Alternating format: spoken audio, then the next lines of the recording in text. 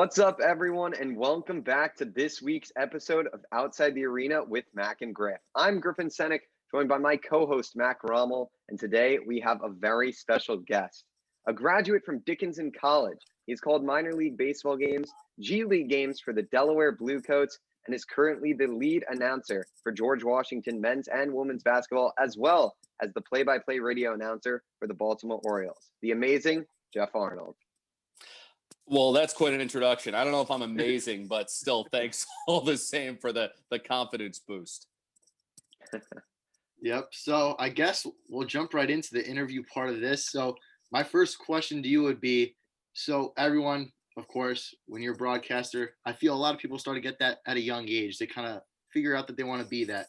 So my question to you would be is, what age did you kind of realize you wanted to be a broadcaster, and why was that? Well, it's a great point, and I do agree with you. I feel like a lot of people that are broadcasters realize that they want to do it from the time that they are 5 or 6, or they go to broadcasting camps or whatever. But I didn't realize I wanted to do it till I was in college, and I was working at a student radio station, a WDCV at Dickinson, and I didn't even know that we had sports broadcasting until a friend of mine told me about it. And then I decided to give it a shot, and I realized that I wasn't great at it when I got started, which typically, when you guys do games, you'll probably have some moments where you're like, man, this is going really, really fast, and I don't know if I can do this. But that's kind of what everybody who does this feels like the first couple of times or first year, however long, until they get their rhythm and their feet under them and everything. But I realized in college that's what I wanted to do. I had a guy that I was working with named Brett Hollander, who now is a part of the Orioles broadcast team too. Brett was a senior when I was a freshman, and he was the sports broadcasting superstar of our group. And my goal was to try and be as good as he was, or somewhere close to as good as he was, by the time I was a senior. Little did I know that Brett was very talented and uniquely talented, and that I think by the time I got out of college, he was doing pregame and postgame for the Orioles. So that was maybe my indicator that this guy was actually really good the whole time. But it was still like a good kind of measuring stick and point where I wanted to reach. And that's when I found out for the first time, and I did everything from doing play-by-play and color, and I did every sport from football, a lot of basketball, a little bit of baseball, lacrosse. I did a volleyball game at one point when our team went to the Centennial Conference tournament. I pray that no tape of that exists anywhere, because it could very well ruin a career. But no, I had so many experiences. I did a talk show with a good friend of mine who's still a friend of mine, and just a little bit of everything. And just the fact that I went to a liberal arts school, and a lot of people want to go to a Syracuse or a Northwestern or something like that. But what I found was that by being at a Division III school, I was doing something that not a whole lot of people wanted to do. And so it meant I got a lot of reps, which is a major part of doing this. And for that reason, I was in at least I think a decent spot by the time that I graduated in 2010. You talked about, doing all these various sports throughout college, obviously, like you said. What do you think the key is to being able to be so versatile and be able to broadcast any sport on any given day? Well, it's a great question. And when you know how to do multiple sports, it makes you employable to lots of different people. If you can only do basketball, that's fine, but basketball is only for a certain time out of the year. If you can do football, that's great, but football is only for a certain part out of the year.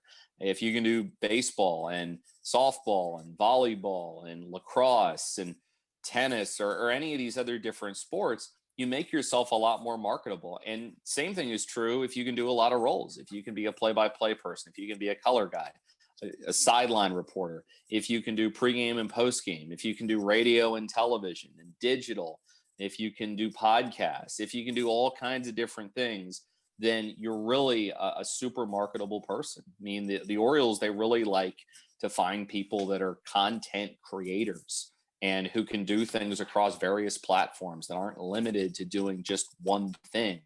And that's really important these days. So if you're coming up and you have an opportunity to do a soccer game as a play-by-play person, you really don't know a whole lot about soccer. Well, guess what? I was at a point where I didn't really know a whole lot about soccer. I did a GW men's soccer match against George Mason probably 4 or 5 years ago. And I think I'd called one soccer match in my entire life. And so what it meant was looking up the rules of soccer and talking to people. Fortunately, I worked with somebody who was a soccer coach at a college, and they spent 45 minutes to an hour with me just going over tactics and formations and all these different kinds of things. And it also teaches you to know what you know and know what you don't. And that's a really important thing when you're broadcasting live events. There are going to be sometimes you just don't know. And rather than expose yourself as to, well, this guy doesn't really know the sport very well. It just is your reminder that, know what your limitations are as a broadcaster. And that's, I think, what really good broadcasters can do is they know what they're really good at, and they know where their limitations are, and that allows them to excel. But yeah, if you can do a lot of sports, it also makes you better at the sports that you want to do, your primary sports that you do really well. And it's great experience. And you might even find that you like doing one of those sports that you don't know a whole lot about, and then you want other opportunities to do it. So it works in a whole lot of ways to your advantage if you can do a bunch of sports, and you can work across a bunch of different platforms. So I guess continuing down that path of kind of being versatile with the sports you do, something I've heard actually at the Bruce Beck sports broadcasting camp was getting familiar with sports that maybe you're uncomfortable with. And as you said, soccer was kind of that for you. So in the areas you didn't know when you were calling the game, what was that like, figuring that out and trying to make the game go smoothly in those areas? Well, I think you kind of just go back to being good mechanically. Like if I'm doing a soccer match, sort of just realize like, I'm doing this. It was on the A10 network. So it's just let your analysts do more work. That's what you're supposed to be doing anyways when you're doing a television broadcast or a television style broadcast, is you want your analysts to do their thing.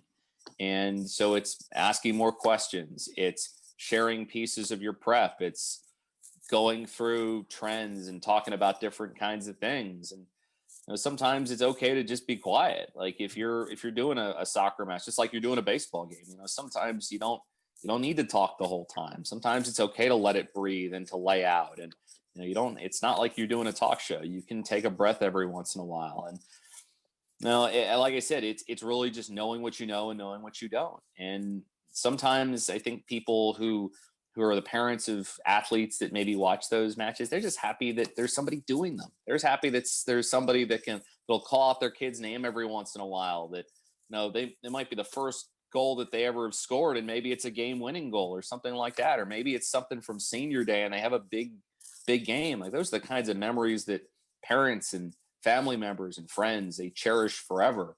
And just them having that and maybe your voice behind it, that's really cool for them. So I think it's just being realistic with what it is that you're doing, and knowing that maybe some of these sports are not going to be the ones that you're doing all the time, but if you're willing to put the work in, it's also going to make, when you do some of the other ones, it's going to feel a little bit easier because you've already worked on sports and done sports that maybe you just don't have a whole lot of experience with.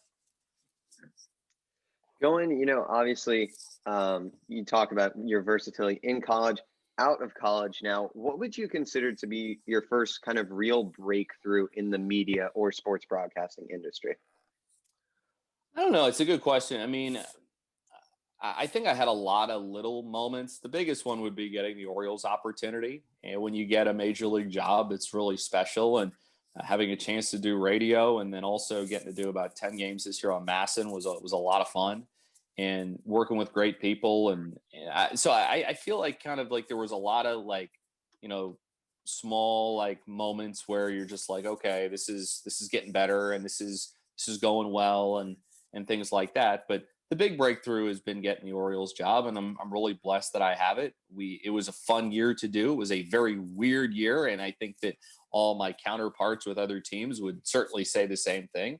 But the fact is that it was a great experience, and we got to do baseball this year when the minor leagues, for instance, didn't have any baseball games to be played. And I got to be at the ballpark when in a year where not a whole lot of people got to go see a baseball game every day. I got the chance to do that, which was really cool. That's great. And so obviously to get where you are today, it takes all those little steps. And one of those steps was with the Rough Riders.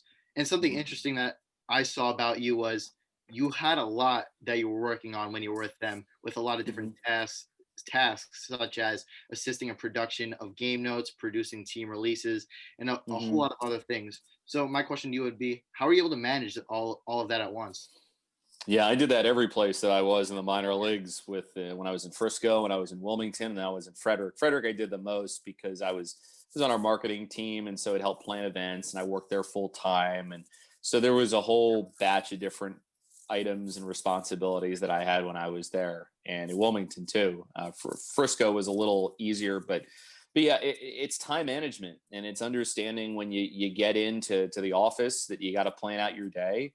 And I would have a list, and I might put it on a notepad or post-it notes or whatever. And one thing that you can do when you have a really busy day is you just segment your time and saying from 9 to 10 we're going to do this, from 10 to 11 I'm going to do this, from 11 to 12 I'm going to do this.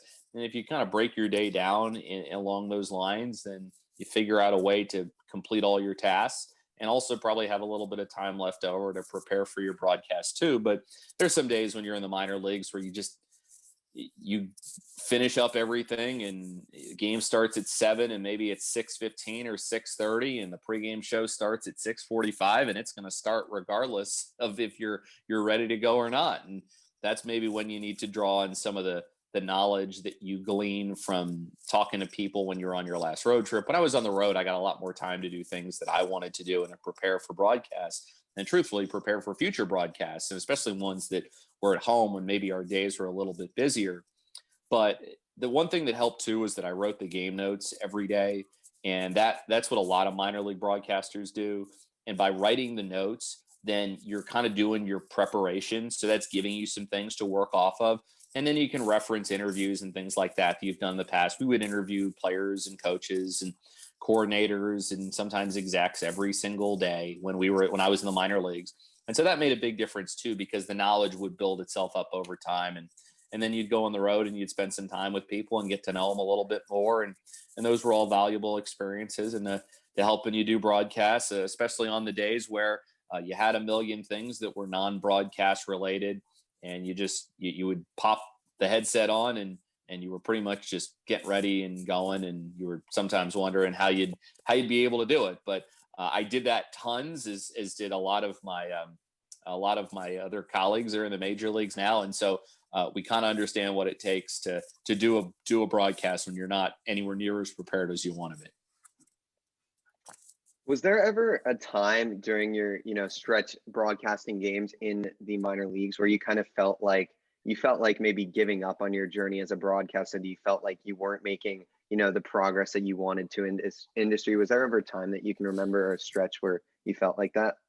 Yeah, probably about 2 years ago, I thought about getting out of the industry and just doing something else, or doing something that was maybe career adjacent to what I was doing. I'd kind of had a bunch of things snowball, and I was putting a little too much pressure on myself and going a little bit too hard, and sort of having these demands for myself, which was really not a good way to go about it. And I was pressing a lot.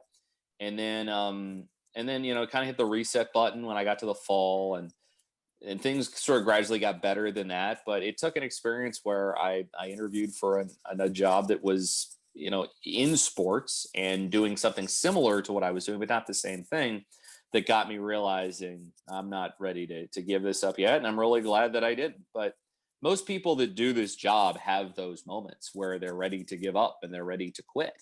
And for those that say they haven't, they're either lying or they're extraordinarily lucky. I haven't really met anybody that has not had the thought of, at one point or another, of giving it up. And that's the thing that keeps us going. And it's the thing that when we reach, a major league job or another big career milestone, be it working for a network or something else, and some minor league broadcasters have the goal of, going from there to networks. And I know some people that have done that too, that when you finally get there, then it makes it feel even more gratifying, because you push past the moments that were tough, you persevered, you got through it, and you got there. Mm-hmm. So my question now would be, is if you didn't go through those experiences or those moments of doubt, do you think you would be the same broadcaster today, or even the same person as before that, or if it never even happened? Awesome question. Absolutely not. No, I reached out to somebody who, and I won't go into like the full details of it, but I reached out to somebody, and they had a few things that were complimentary, but they had some things being like, hey, you need to work on this, this, and this. Mhm. And I think a lot of people that are younger, like I hear from kids in college that are, kind of entitled, and they feel like they should get everything right here, right now. And I hear a million excuses as to why it's just like, well, this is just millennials being millennials or any of this other stuff. And I'm like, no, that's not how this works. That's not how this works. I didn't grow up with it working that way. And there's just a million excuses getting made by people all the time. And I get sick and tired of hearing about it. So that's my rant. I'm done with that. But the fact is, like, I had two choices. I could have either, been pissed off that they said some stuff to me that I didn't really like, or I could have taken their points and their critiques, and I could have tried to apply it and make it better. And that's the approach that I took. And when I went back and I listened to what they were talking about, they were right. And it made me focus on certain things to do better when I had my broadcasts. And just like I think it's really important to build a network of people around you that are experienced people that have achieved a high level of success. I have people that I talk to that are probably my age, that are kind of at the level I'm at right now. I have people that are a little bit ahead of me. I have people that are a lot ahead of me. And then I have some people that are a little bit younger than me.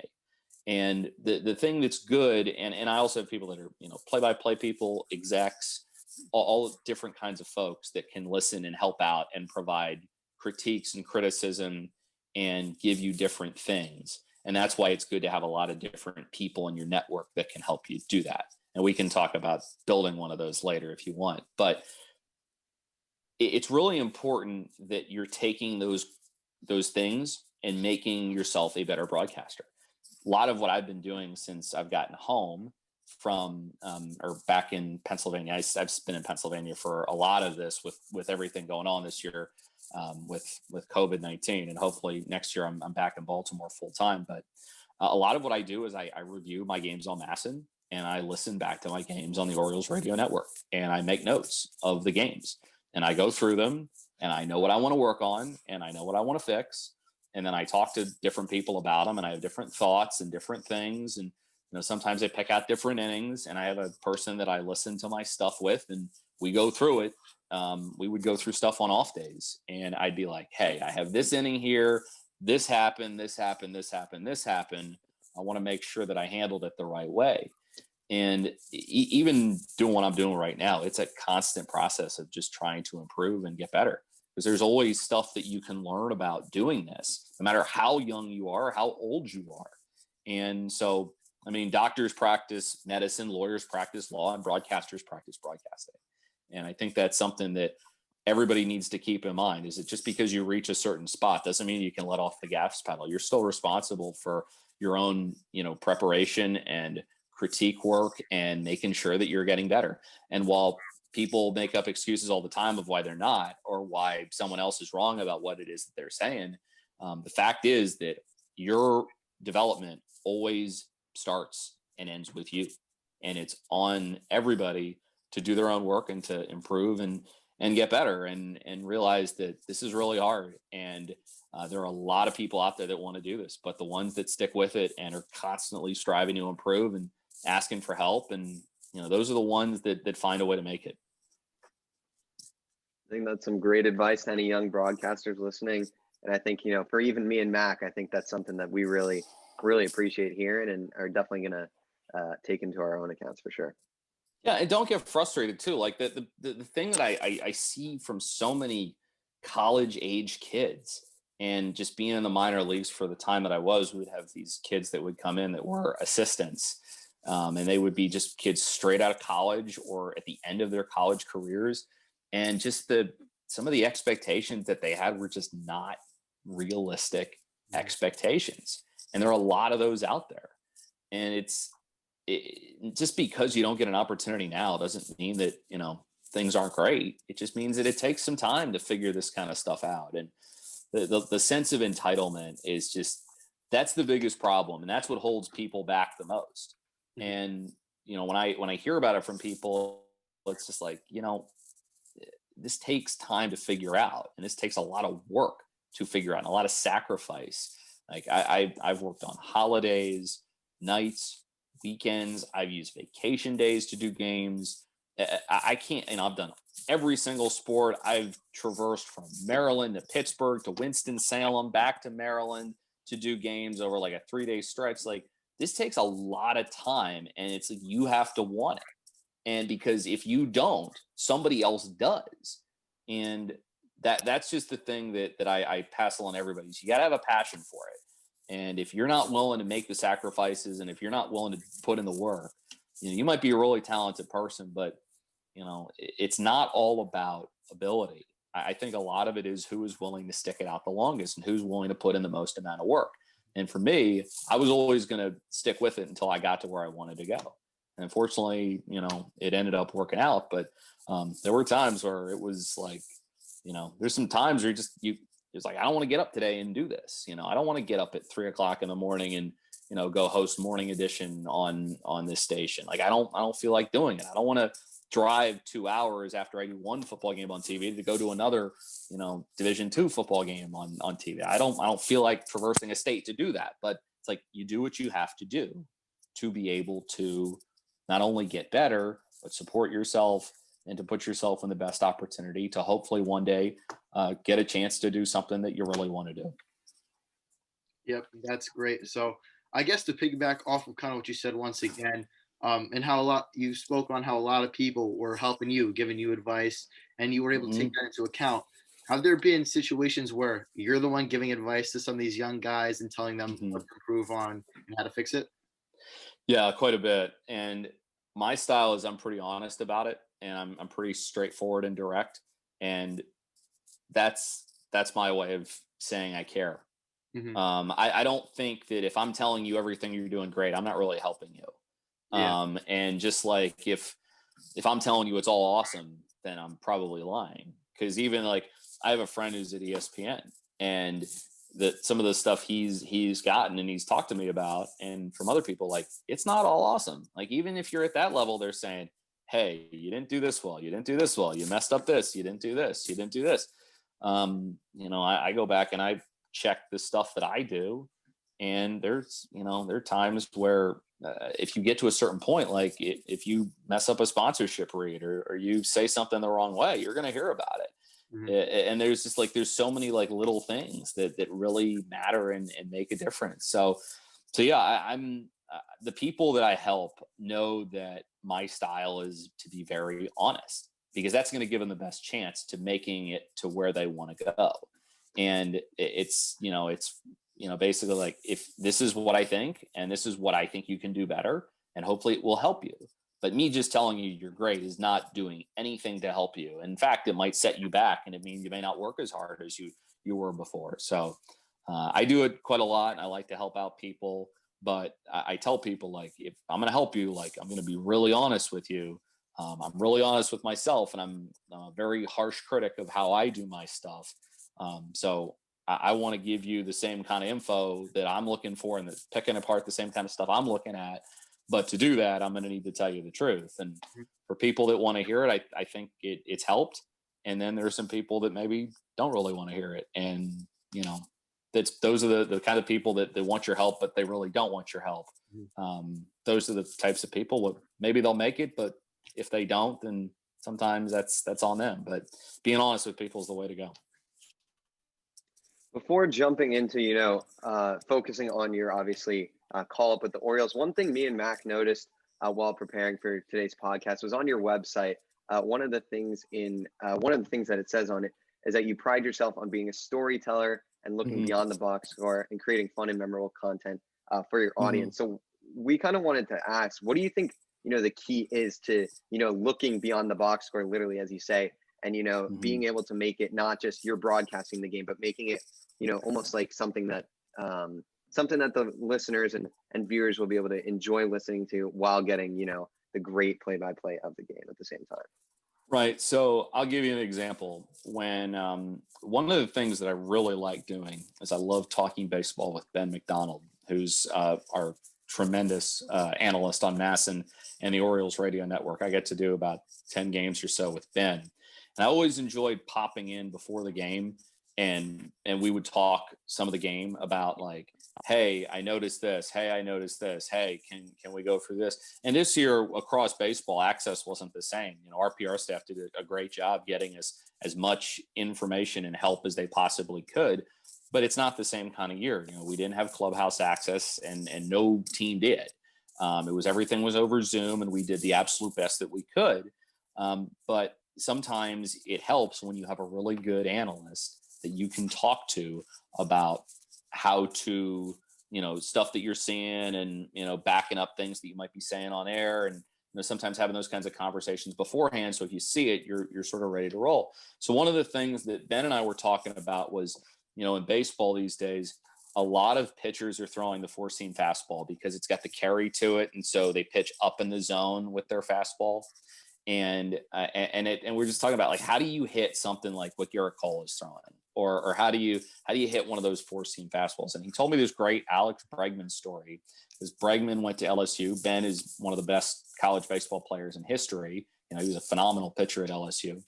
And we had this conversation about how it's actually better to swing above the ball and realize it's going to get to your bat, and then you're going to barrel it up, as opposed to swinging, on plane with it or below it. You need to get a little bit above it. Found that really interesting. Well, sure enough, a couple of weeks later, we're doing a game on Masson.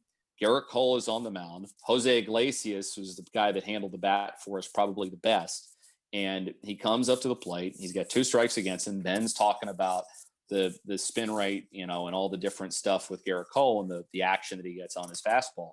And I said to him, I was like, don't you have to swing a little bit above the baseball? And he's like, it's funny that you pointed that out. And then he went into the whole Bregman story about how Bregman told him how he hits a fastball that is a high spin rate fastball, like one that Garrett Cole is going to throw, that so many people can't hit. So when I talk about going beyond the box score and explaining how stuff happens, and working with your analyst and building rapport and making it a memorable experience and creating great content, that's an example of what I'm talking about. And it's asking those kinds of questions. And it's like, well, Rio Ruiz has, hit the ball really well over the last couple of days. He's hit the ball really well against lefties. It's asking Brandon Hyde, why is he better against left-handed hitters than right-handed hitters? And then he'll give the answer, and then he'll go up to the plate, and then he'll square one up, and he'll send it the other way, and then he can go exactly into that answer. That's great content. That's the kind of stuff that people tune in for. It's one thing to say, well, he's 4 for his last 5 against lefties. He's X, Y, and Z, but it really matters when you can add those stories and different elements to it and relate it to what you're seeing in real time. Those are the best kinds of broadcasts. And when I mention that, that's what I'm talking about. So one thing I guess I quickly want to ask before we get into the Orioles things, as you said, but it's really, do you think, but the importance of reacting to what you're seeing on the field and putting that out for the broadcast, for the viewers and audience, do you think that may be even more important than the preparing and scheduling and everything you do before the game? Oh, that's a phenomenal question. Yeah, I'm gonna tell you this right now. When I do a broadcast, I kind of like to feel empty, and what I mean by that is I want to be able to absorb the game. So when I get up every day, like I have prep, I use Google Docs. That's how I prepare for a broadcast. So I have tabs on every single player. I, read the game notes. I get all the stories. I have a research person who helps me with opposing team preparation. I get different pitcher page notes. I have a bunch of different resources at my disposal. In the major leagues, you have a lot of material that you can use to help you out. But once we start the broadcast, it becomes, what is the game doing for us? And that's going to dictate where we go and what we do. You might have a great story that you want to tell on somebody in the 3rd or 4th inning. But if you're in a high leverage situation with runners at 2nd and 3rd base and the middle of the order up, and your pitcher's trying to battle to get out of it, that's not the time for that. You're going to have to stick that in your back pocket. Maybe you get to it later. Maybe you get to it tomorrow. But the number one thing that a play-by-play person has to do is to watch the game and understand what it's giving to them. absorb the game. That's a really important thing to do everywhere. I think it's why the best broadcasts in baseball are the ones that do that pay attention first to the game and don't get bogged down in a bunch of the other stuff. There's a time and place for everything in live event broadcasts, but you're going to come in with material some days, and I'm just not going to use it. And that's fine. You have a lot of games. You can use it another different time. You can save it for tomorrow. But the best broadcasters are the ones who watch the game, absorb the game, and then take the material that they have and apply it based off of what they're seeing. And if you're doing on television, you're listening to your analysts and where they're going and what they're doing, and taking your preparation and applying that to what they're doing and finding ways to help them out. Radio and television are two completely different mediums. On radio, the play-by-play guy is the guy in the driver's seat, and you're dictating where the game is going, and you're telling everyone what's happening because nobody can see it. So it's your responsibility to do the mechanics of the broadcast. So it's 2 balls, 2 strikes, 2 outs, over shift on, outfield playing the other way, outfield is in, base is loaded. Where's the pitcher pitching from? Is he throwing from this stretch position? Is he throwing from the windup? Because if he's throwing from the windup and you got a fast runner at third base, that guy might take off if the guy's going to pitch from the windup. So it's knowing all those kinds of things. On television, it's the analyst medium. Your job is to get the most out of the analysts that you're working with and to put them in as many good spots as possible to let them do what they do.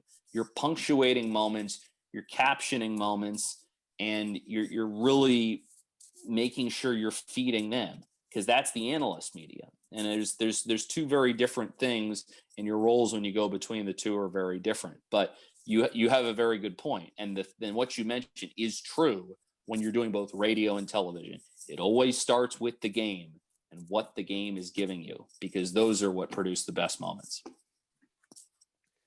That's some great advice. I think Mac's question comes from, we've talked in the past to Justin Kutcher, who does the Wizards. And he said he had a story when he was a statistician for Joe Buck, that Joe Buck told him the same exact thing, that the best thing you can do is you can have all these stats, but to just react to the game, that's the best thing you can do. So that's it. It's really like, that is the essence of what is the job title? It's play-by-play. Play-by-play means the action taking place in front of you. There always will be time for stories. There are going to be games where it's going to be 11-0, and then you need to just entertain people and make it fun. But there are also times where you might do a game that's kind of lopsided, and you might go into a story. And I heard this in one inning that I did this year, and I think it was an inning where I could have handled a little bit better, frankly. And you go back and listen, and you're just like, we needed to get off of this faster and get back to what was going on in the field. And that's the other thing, is sometimes the game is taking you one direction, and then you gotta adjust and you got to pivot. And other times it's taking you in another direction. So you just got to follow the flow of the game and where it's going. And you got to meet the energy of the ballpark and the flow of the broadcast to make sure that it's fun for the people watching or listening. For sure. Going back, obviously, we said we want to get to your career with the Orioles, obviously. So you worked with the Frederick Keys for a while, but finally you got the call up to be the radio announcer for the Baltimore Orioles. What was this experience like? And, what was your kind of initial reaction when you got the word that you were going to be the radio play-by-play guy for the Baltimore Orioles? So I heard from them in November of last year. So right around this time last year. And they told me that, hey, we're looking at some different things. And I just wanted to basically say, hey, send us some work. And so I sent them a whole bunch of different things. I heard from them right after the year, and they told me what they wanted to do, and we had a meeting, and then we kind of went from there and figured everything out. And then things went down the way that they did, and it was extremely exciting.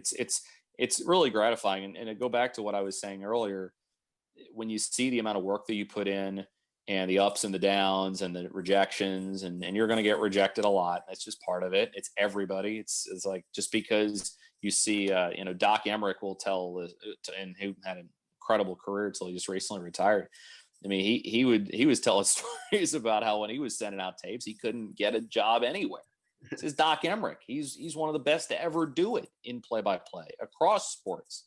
And those kinds of stories exist all over the place. I was talking to Brian Anderson earlier today, and he spent basically the same amount. He spent a little bit longer in the minor leagues than I did, but it's the same kind of story. Like, he was doing all these different odd jobs and things. I was doing all these other events. We realized we had to take care of ourselves, and we needed reps, and we needed to get better. And everybody has the moments where they're just like, I think I'm going to quit. I don't think I'm going to make it, or whatever. That when you get that opportunity, it makes you feel so good. And so that's, I think it's a sense of satisfaction, but also a realization too, that, all right, you got there. Now what are you going to do with it? And so that's why I'd say I work probably harder now than I did then, because, the hope is to stay around for a long time and to hopefully continue to live on and keep going the rich tradition of Orioles broadcasters, because if you take a look at the list of those who have called Orioles games, it is really, really impressive. Yep, you got to keep up with that, and we know you will. You've been great, but you spoke on how excited you were when you were able to get that job. So my question would be, how did this not just change your career, but how did it change your life? Well, I think number one, when you get to the major leagues, obviously there's certain things financially that change a little bit for you, and it's really cool. And there's obviously a lot more opportunities, and there's so many different things about it. Like, you have a lot more people watching and a lot more people listening, and a lot more opportunities that present themselves, and people reaching out that you don't even know, and offers to do podcasts and things like that, which I've really enjoyed getting to do and spend time with a lot of different folks. And people call you and they ask your opinion about, hey, what's going on with this with the Orioles? Hey, what's going on here? What's happening here? You have way more information. You have way more access usually. This year, as I said, was a weird year for everybody and across every sport. But that's the really cool part about being there. The travel, from what I've heard, I have not gotten to really experience it yet, just because of the way that this season went down. But the travel and the flights and the hotels and all the different parts to it there are a lot different. And you're focused on really one job, and that is preparing to broadcast your games. You're not worrying about doing the game notes or doing the stat packs or picking somebody up from the airport or coming up with a marketing plan or planning this promotion. You're not thinking about that kind of stuff anymore. Your job is to get yourself ready for the game, and come time for the pregame show or come time for your show open, you are ready to roll and you are ready to do a great job, because that is what you got hired to do. And so there are a lot of things that are really different, but the number one thing is probably just, it's your job. You have one job, and that is to call Orioles baseball, and it's really cool. That's great. Obviously, this year was like none other. Probably, one of the most interesting years to have your first year broadcasting for a big league club with the pandemic.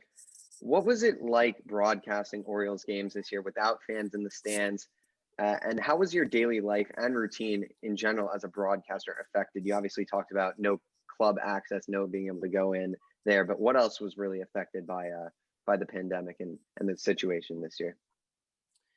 Well, number one, there were very stringent protocols, and I'm glad that there were, because they kept us safe. Our senior executive team, our training staff was phenomenal. They were the real MVPs of this year. And then on the broadcast side, our MVPs were our great Masson crew and our tremendous group over there. And then our producer engineer on the radio side, Kevin Reed. I'm really fortunate that Kevin Reed, who I work with every day on the radio, is a veteran major league producer who's worked with a lot of really good talent and is very good at what he does. And the way he made our broadcast sound was really impressive, because it wasn't always easy. And I would walk in some days, and you work with different crews, and when you're remote, and sometimes you have everything you want, and sometimes you need to try and figure some things out to make sure the broadcast is sounding the way that you want it to sound. And then I'm also fortunate that our producer on television, Dawn D'Agostino, is one of the best producers in baseball. She's phenomenal, absolutely phenomenal. And those are the kinds of people that really helped us out and really made our lives better on the everyday broadcast side. But the training staff, our senior executive team that had strict rules in place and regulations that we followed. And so for that reason, we were all safe. And so were the Orioles players. And that's really cool that it was able to stay that way in a year like this, where just because you follow all the rules doesn't mean necessarily that you're not going to get infected. So the day-to-day was pretty much just staying in my apartment and getting ready for the broadcast. And I would usually order lunch from someplace and they would deliver it, and I'd take it upstairs and I'd finish my work and I'd go to the ballpark usually as late as I could to prepare. And then we'd get there and there was these testing protocols and screenings and all these different things. And we'd fill out this daily report, and all those processes allowed us to do our job safely and successfully. Excuse me. Bless you. So my next question would kind of relate still with the COVID, but of course you dealt with no fans and really not having fans in crowd noise. I'm not sure what that was like for you guys, if you guys had artificial crowd noise in your ears or anything like that, but did it make the broadcast harder, not having the fans, not having that energy that you would typically have in previous years? Yeah, it's tougher when you don't have fans because there's a certain energy that you're going to miss. But 60 games provides a sense of urgency for everyone, and the realization that every game really, really matters. And so what I would do is our producer engineer would turn up, the volume on the crowd noise a little bit in my headset, and then he turned my microphone volume down a little bit. So it would really force me to make sure that my energy was in the right spot and that I could get my voice to the right spot where I wanted it to be. And so I think we all adjusted. As I listened to other broadcasts across baseball, the one thing that I picked up on was that people's energy was generally really, really good and pretty close to how it is. But you miss a lot without having the fans there. They provide a certain, ambiance and feeling, and just there's so many things that you miss about not having fans there. And it was a little strange at first, but I think for this year, as we got more accustomed to it and doing games off monitors, which was another challenge, and adjusting and figuring out different tricks and trying out some things, some which worked, some which didn't work. We did the best we could, and we got the best result that we possibly could, given what 2020 was. I want to talk now more about the Orioles themselves, the team itself, their play, if that's all right with you. In your opinion, this season for the Orioles, I believe they were 25-35. Would you consider this season a success for them, kind of somewhere in the middle, or maybe coming short of where their goals probably were for the season? I think it was a success for sure. There were some that didn't predict the Orioles to win a whole lot of games. I think a lot of folks were saying maybe around 20 or 21, and they finished with 25. And for 2/3 of the year, you were right in the playoff hunt. You were right there. And they were in it until the last 5 games, I believe, of the season. And that's a tremendous step forward. And even in the, you struggled at the end, but even as you did, there were some really good stories in there, especially with your young pitchers, with Keegan Aiken and Dean Kramer, and Bruce Zimmerman had one really good relief outing against the Red Sox at Fenway Park to close out the year. Those are the kinds of things that you can build off of, because you figure that those 3 are going to be competing for rotation spots next year. So all in all, I think it was a big success. I thought Brandon Hyde did a tremendous job in what was an incredibly difficult year. Being a major league manager is hard enough to begin with, but to try and navigate all that, I thought the job that he and his coaching staff did was first rate. The Orioles had some acquisitions that they made before the season got started with the draft that were really good. I thought the draft was very strong, and the Orioles are certainly building for the future right now, but finding ways at the trade deadline to upgrade their minor league system and to pick up pieces that will be able to contribute to the team's future and give it a self-sustaining feeling and group of players that will allow them to not only be competing for a short period of time, but it will continue to allow them to be good. Those were all the types of things that made it a win. So even though it's 25-35, I still think it was a winning year, and it was a winning year in a lot of other ways, not just with what happened with the Orioles. So as you said, they were in the playoff hunt really until the very end of that season. So what do you think, in your opinion, that they could do this offseason or going forward that not just being in the hunt, but maybe even being a contender really, really soon? What should they do if they want to get there?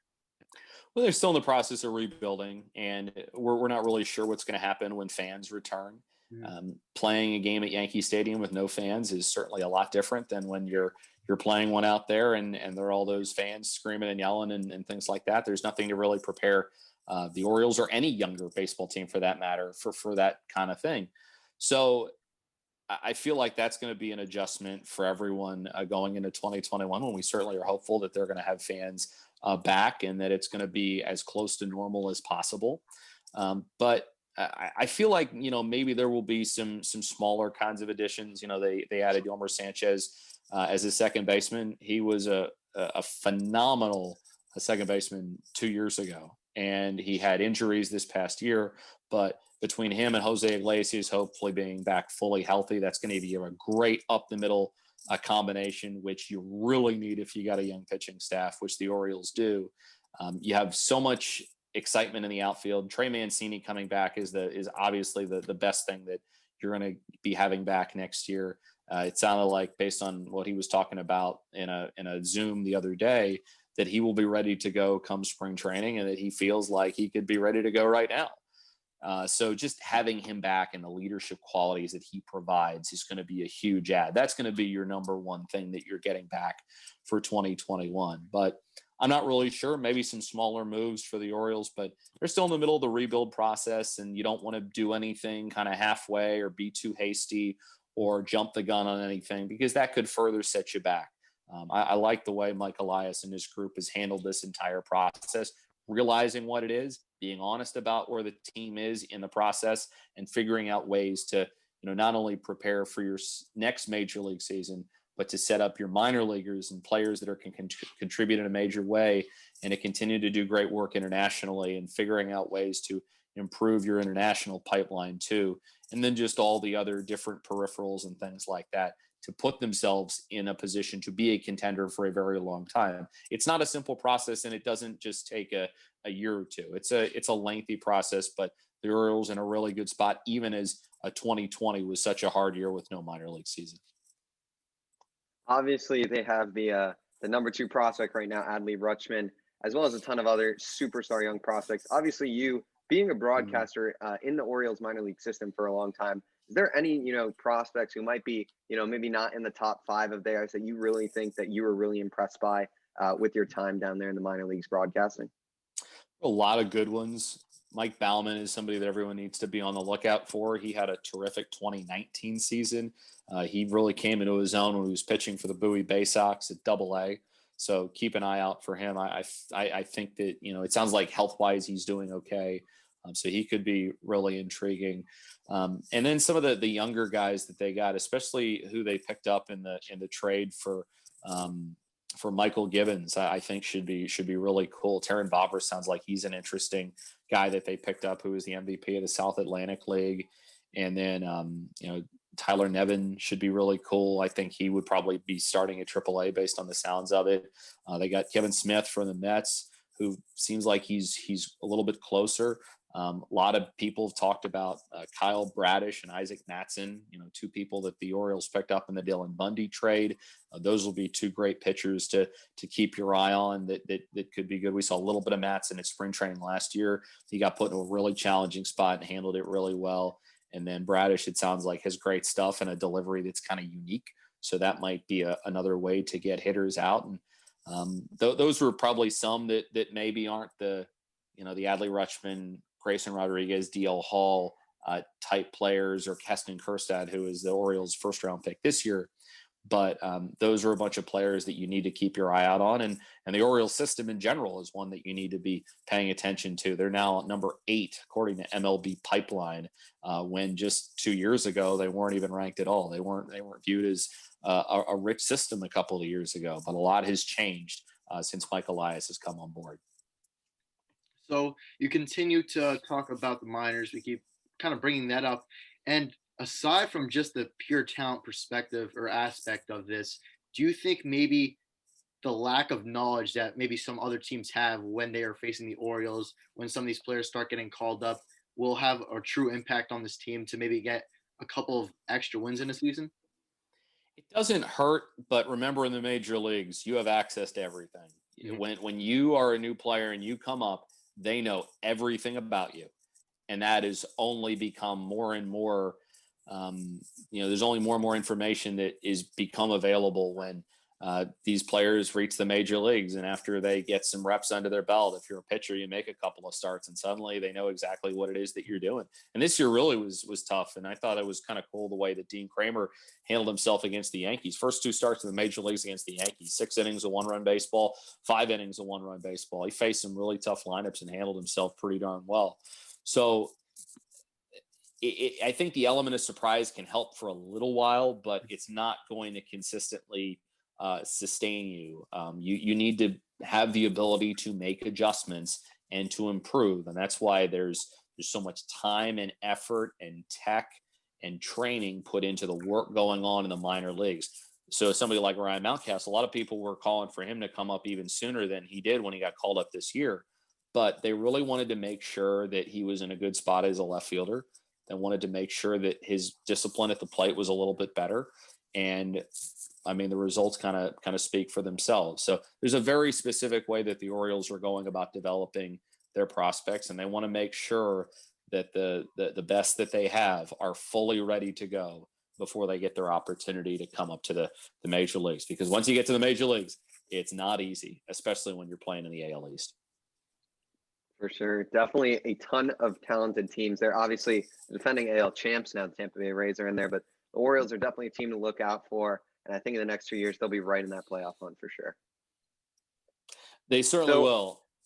They certainly will. And they've got a lot of guys that that are going to be good for them for a really long period of time. And as they start arriving, we saw some this year, especially with a Ryan Mountcastle, and hopefully Anthony Santander just picks up where he left off last year, which was really cool. Adley Rutschman's not too far away. A lot of young pitching talent is on the rise. Some of those reach the major leagues this year and perform really, really well. There's a lot to be excited about with this team, and look forward to some more arrivals in 2021.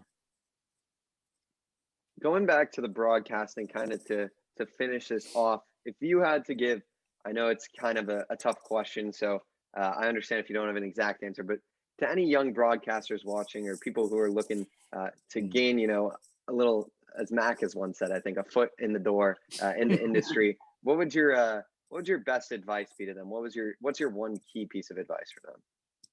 Get on the air as much as you possibly can and do as many things as you can possibly do.